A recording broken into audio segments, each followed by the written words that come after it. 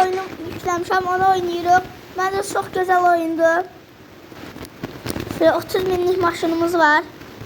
Baxaq. Çox gözəl maşınlar almışam. O kadar gözəldir ki bunlar. Tadından yenməz. Ne güzel 30 minlik sabah. Baxın. Bu bizim çok bahalı maşınlar bunlar. Benim bu sabah bunlar açtığımda bir daha yoxlayaq da gələm. Bunu yoxlayaq. Polis oyunu yoxlayaq.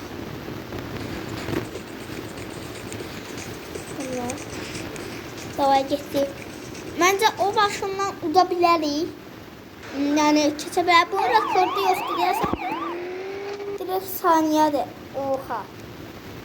Bax, səsini bəyən.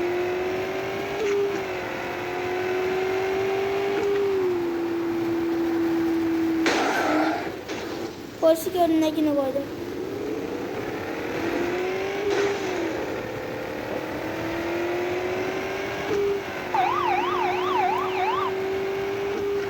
Oha, bu çok güzel gelir dostlar. Sesi çok güzeldi bunun. Ya da çok süratli gelir. Ve benim maşınımın rekordu kesebilirsin mi?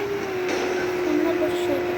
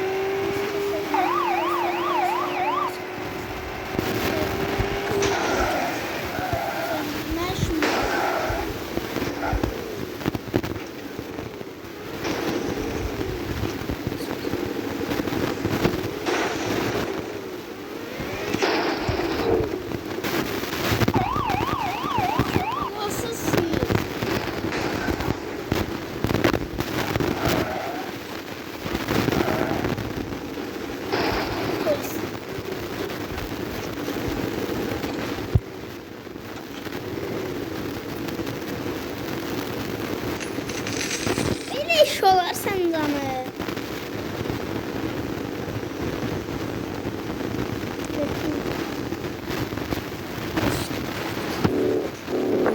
Kadınla maşını.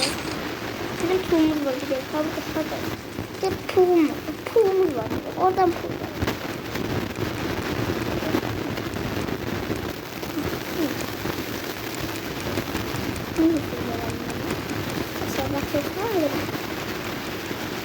Basar.